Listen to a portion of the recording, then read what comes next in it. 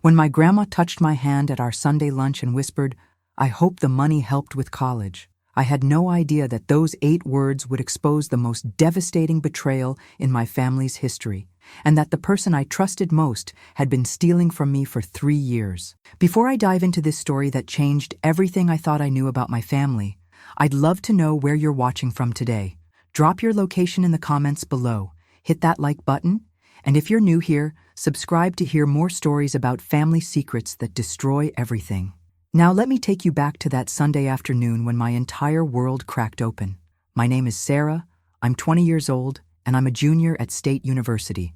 I've been working 2 part-time jobs, one at a campus coffee shop and another doing data entry from my dorm room, just to scrape together enough money for tuition, books, and ramen noodles. My mom passed away when I was 16, and since then, my 75-year-old grandmother Martha has been the anchor of our small family. Every Sunday for the past 4 years, I've driven the 45 minutes from campus to Grandma Martha's little blue house on Maple Street. It's become our sacred tradition. She cooks her famous pot roast, I bring dessert from the grocery store bakery, and we spend the afternoon catching up on life. That particular Sunday in October started like any other. The autumn leaves were painting the neighborhood in brilliant oranges and reds as I pulled into her driveway. Grandma was already at the door, wearing her favorite floral apron, and that warm smile that had comforted me through every difficult moment since Mom died. The house smelled like home, a mixture of roasted vegetables, fresh bread, and the lavender sachets she kept in every room. "There's my college girl," she beamed, pulling me into one of her signature hugs that lasted just long enough to make everything feel okay again. "How are your studies going, sweetheart?" We settled into our usual routine. I helped her set the table with the good china, the set with tiny blue roses that had belonged to her own grandmother. She asked about my classes, my friends, whether I was eating enough vegetables. I told her about my upcoming midterms, complained about my statistics professor, and mentioned how I'd been picking up extra shifts at the coffee shop. "You work too hard, Sarah," she said, ladling generous portions of pot roast onto our plates. "I worry about you burning yourself out." "I'm fine, Grandma. Really, the extra money helps." I tried to keep my voice light, but the truth was, I was exhausted. Between classes, work, and studying, I barely had time to sleep, let alone enjoy the college experience everyone talked about. We ate in comfortable silence for a while, the kind that only exists between people who truly know each other. Grandma asked if I needed anything for my dorm room, offered to send me home with leftovers, and fussed over whether I was getting enough sleep. It was perfectly ordinary, perfectly normal, until it wasn't. As I was helping her clear the dishes, she reached over and placed her weathered hand on mine. Her touch was gentle but purposeful, the way she used to comfort me when I had nightmares as a child. "Sarah, honey," she said, her voice soft but serious, "I hope the money helped with college. I know it wasn't a huge amount, but I wanted to make sure you had something to help with expenses." The words hit me like ice water. I stopped mid-reach for a plate, my hand frozen in the air. "What money, Grandma?" Her eyebrows furrowed in confusion. "The money I've been setting aside for you. The savings account I started when you began college. Linda picks it up every month to give to you." My stomach dropped. Linda, my aunt, my mom's sister, the woman who had helped raise me after Mom died. The dishes clattered as I set them down too quickly. "Grandma, I've never received any money from Aunt Linda. I don't know what you're talking about." The color drained from her face. We stared at each other across the kitchen, both of us trying to process what the other had just said. The clock on the wall ticked loudly in the sudden silence, each second stretching into an eternity. "That's impossible," she whispered, sinking into a kitchen chair. "I've been giving Linda $400 every month for the past 3 years. She said she was putting it directly into your account." My legs felt weak. $1,200, $4,800, $14,400. While I'd been surviving on ramen noodles and working myself to exhaustion, there had been money. Money specifically meant for me, and I'd never seen a penny of it. The next hour felt like living in a nightmare. Grandma's hands shook as she pulled out a small notebook from her kitchen drawer, the same drawer where she kept her reading glasses and grocery lists. The notebook was filled with her careful, precise handwriting, documenting every transaction. September 15th, $400 to Linda for Sarah's college fund. October 15th, $400 to Linda for Sarah's college fund. The entries went on and on, month after month, for 3 solid years. Grandma, where did this money come from? I asked, my voice barely above a whisper. She looked up at me with tears in her eyes. Your grandfather's life insurance, sweetheart. When he passed 5 years ago, I put most of it into savings, but I wanted to make sure there was something specifically for your education. Your mother would have wanted that. The mention of my mom broke something inside me. Mom had always stressed the importance of education, had saved every penny she could for my college fund before she got sick. The chemotherapy bills had wiped out most of what she'd managed to save, but she'd made me promise to find a way to finish school no matter what. I trusted Linda, Grandma continued, her voice cracking. She said it would be easier if she handled the transfers, that you were busy with school and didn't need to worry about the logistics. She assured me you were getting every penny. I pulled out my phone with trembling fingers and called my bank's customer service line. With Grandma listening, I went through every deposit for the past 3 years. Paychecks from my jobs, a small scholarship disbursement, financial aid refunds, but nothing from Aunt Linda. Nothing even close to $400 monthly deposits. There has to be an explanation, I said, though even as the words left my mouth I didn't believe them. Maybe she set up a separate account? Maybe there's been some kind of mistake? But Grandma was already shaking her head. She'd lived long enough to recognize betrayal when she saw it, even when it came from family. Call her, she said quietly. Call Linda right now. My hands were shaking as I dialed Aunt Linda's number. She answered on the 3rd ring, her voice bright and cheerful. Sarah, what a nice surprise. How's school going? Aunt Linda, I'm at Grandma's house. We need to talk about the money. The silence on the other end of the line stretched so long I thought the call had dropped. What money, honey? The money Grandma's been giving you to pass along to me. The $400 every month for my college expenses. Another long pause. When she spoke again, her voice had changed. Cooler, more careful. I think there might be some confusion. Can we talk about this later? No, we can't talk about this later. The words exploded out of me before I could stop them. I've been working 2 jobs and eating ramen for dinner every night while you've been taking money that was meant for me. Sarah, you're upset. This isn't the time. Where is my money, Linda? The line went dead. She'd hung up on me. Grandma and I sat in her kitchen, staring at my phone in disbelief. Outside, the sun was beginning to set, casting long shadows across the linoleum floor. The house felt different now, smaller, colder, like a crime scene. She's coming over, Grandma said quietly. Linda's coming over, and she's bringing Jessica. How do you know? Because that's what people do when they've been caught. They bring reinforcements. Linda and my cousin Jessica arrived within 30 minutes, which told me everything I needed to know about how prepared they were for this conversation. They walked in through the back door without knocking, a family privilege that suddenly felt like an invasion. Mom Martha, Linda said, using the name she'd called Grandma since marrying into our family 25 years ago. I think there's been a misunderstanding. Jessica hung back by the door, avoiding eye contact with me. My cousin and I had grown up like sisters after my mom died. She was only 2 years older than me, and I'd always looked up to her.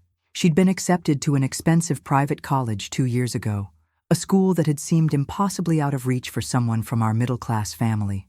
The only misunderstanding, I said, finding strength in my anger, is that I understood you to be trustworthy.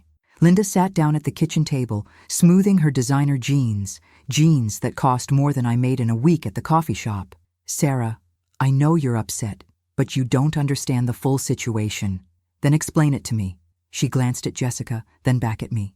The money, I was managing it for you, investing it, making it grow. Investing it where? In Jessica's education. Think of it as an investment in the family's future. The audacity of the statement hit me like a physical blow. Grandma gasped. You used Sarah's college money to pay for Jessica's college? Grandma's voice was sharp with disbelief. I was going to pay it back. Linda's carefully constructed composure was starting to crack. Jessica's school has better networking opportunities, better job prospects. When she graduates and gets a good job, she'll be able to help the whole family. That wasn't your decision to make. I stood up so quickly my chair scraped against the floor. That money was specifically designated for me. Jessica finally spoke up, her voice small and guilty.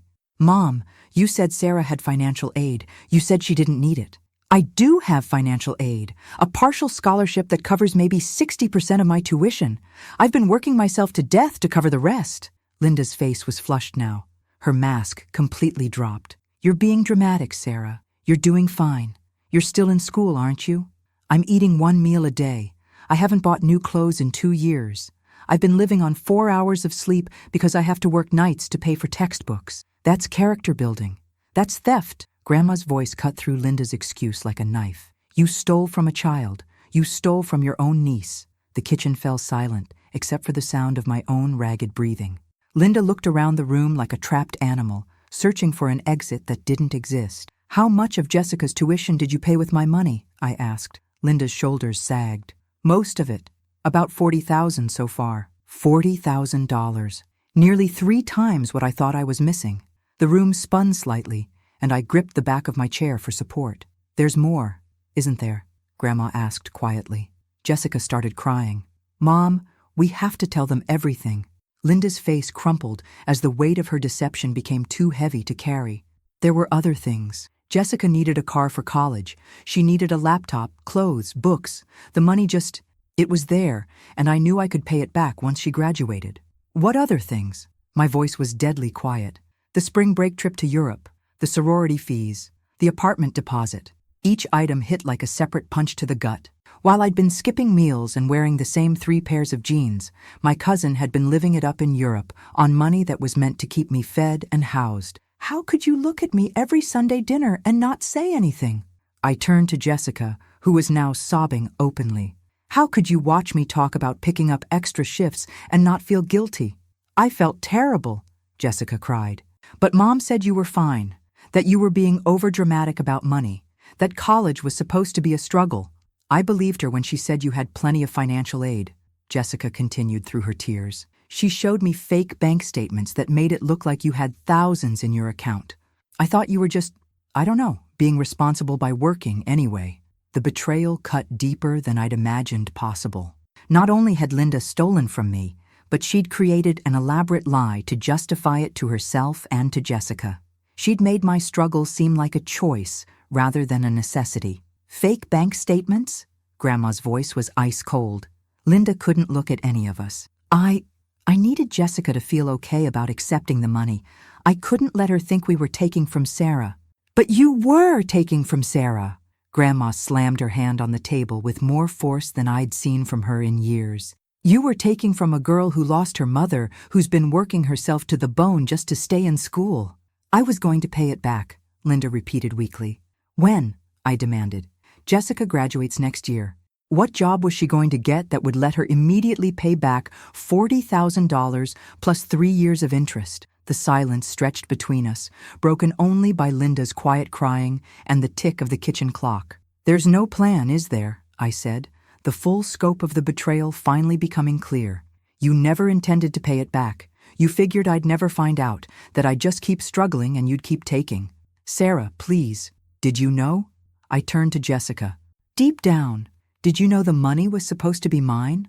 Jessica nodded miserably. "I suspected, especially when you started working so much. But Mom kept saying you were just being responsible, that you wanted to earn your own way." The kitchen felt too small, the air too thick. I needed space to breathe, to think, to process the magnitude of what had been stolen from me. Not just money, but years of my life, my health, my peace of mind. "I want every penny back," I said quietly. "With interest, and I want it now." Linda looked up at me with red, swollen eyes. "Sarah, I don't have $40,000 just sitting around. Jessica's tuition for next year is already paid. I can't just figure it out." The weeks that followed were a blur of difficult conversations, legal consultations, and family meetings that felt more like negotiations between warring countries. Grandma, despite her gentle nature, became a force to be reckoned with when it came to protecting me. She immediately stopped all financial support to Linda and Jessica. She also made it clear to the entire extended family what had happened, which resulted in Linda being ostracized from family gatherings and Jessica having to face uncomfortable questions from relatives who had always wondered how she could afford such an expensive school. The legal consultation revealed that while Linda's actions constituted theft, pursuing criminal charges would be complicated and expensive. However, the threat of legal action was enough to force Linda to take out a second mortgage on her house to begin paying back the money. The first payment of $10,000 arrived in my account 3 weeks after that devastating Sunday dinner.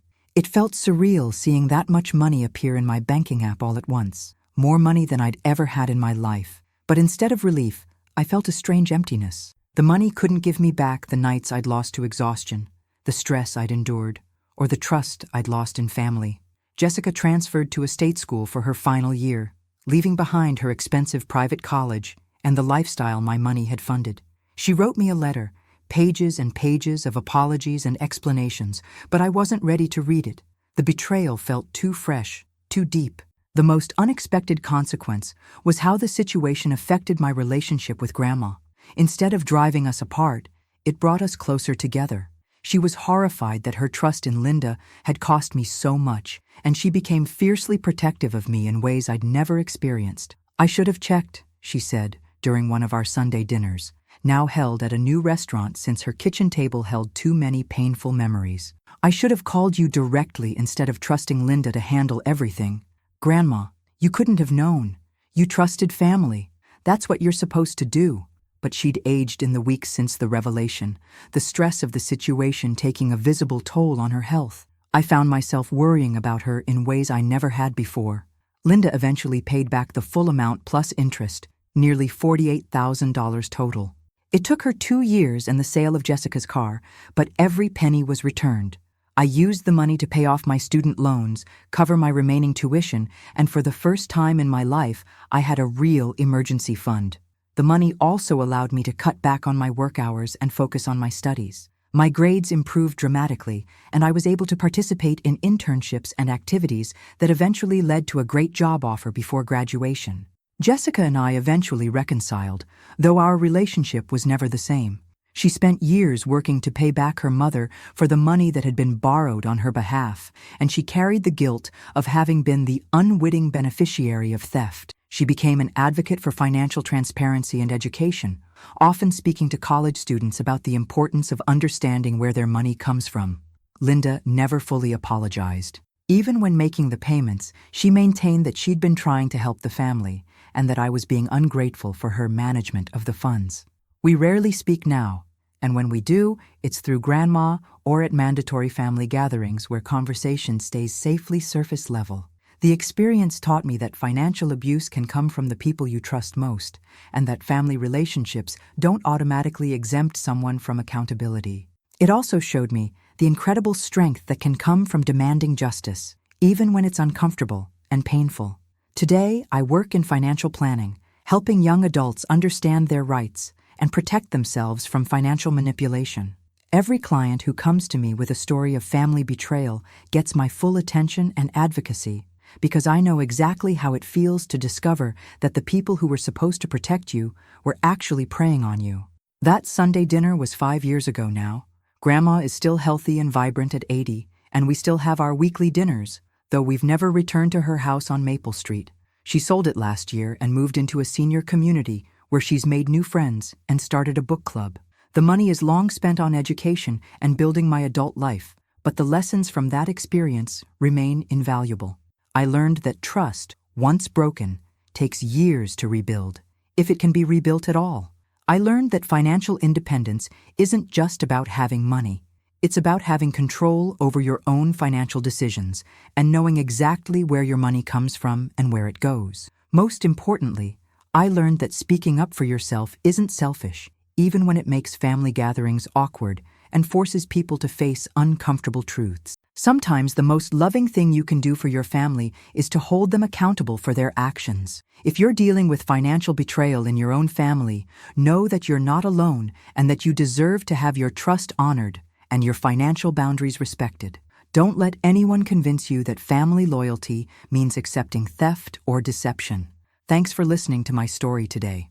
If it resonated with you, or if you've had similar experiences with family financial betrayal, I'd love to hear about it in the comments below. Hit that like button if this story opened your eyes to something new, and subscribe for more real stories about standing up for yourself when it really matters. Sometimes the hardest conversations lead to the most important changes in our lives.